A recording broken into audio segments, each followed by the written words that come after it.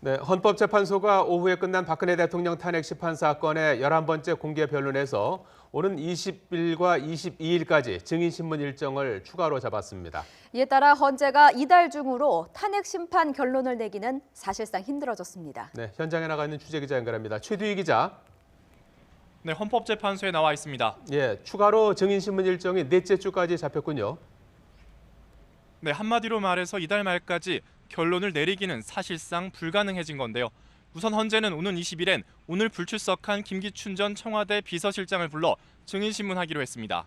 김 전 실장은 애초 오늘 오후 증인신문을 받을 예정이었지만 건강 사정으로 출석이 어렵다면서 어제 헌재 불출석 사유서를 냈습니다.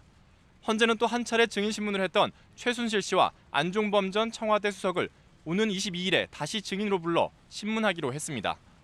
따라서 탄핵심판 결정문 작성에 걸리는 시간을 추가로 고려할 때 이달 내에 탄핵심판 결론이 나기는 물리적으로 어렵게 됐습니다. 다만 이정미 소장 권한대행의 퇴임 시기인 오는 3월 13일 전 선고 가능성은 아직 유효하다고 볼 수 있습니다. 앞서 대통령 측이 신청한 증인은 이미 한 차례 출석했던 최순실 씨와 안종범 전 청와대 수석 등 모두 15명입니다.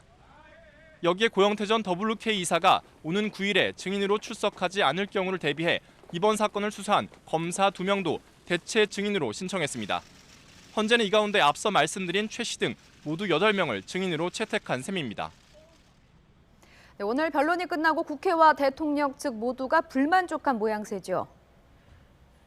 네, 먼저 국회 측은 헌재가 대통령 측 신청 증인 가운데 8명을 받아준 것에 대해 강하게 불만을 표출했습니다.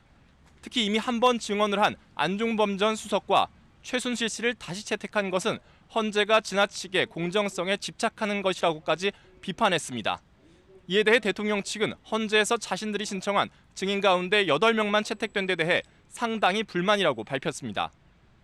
또 앞으로 추가 증인 신청이 없다고 장담할 수는 없다고까지 하면서 대통령 측에서 추가로 증인을 신청할 가능성도 열어놨습니다. 자, 최 기자, 앞서 김종덕 전 문체부 장관에 대한 증인신문에서는 블랙리스트 정책을 정부에서 자신이 부임하기 전부터 시행했다는 증언이 나왔군요. 네, 김 전 장관은 이른바 문학의 블랙리스트는 자신이 부임하기 전부터 시행 중이었고 블랙리스트와 관련한 정책을 정부에서 주요 사업으로 우선 추진했다고 밝혔습니다.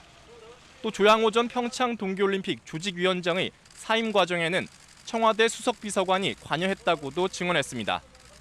하지만 김 전 장관은 문체부 공무원을 대상으로 한 부당한 인사 의혹에 대한 진술은 거부했습니다.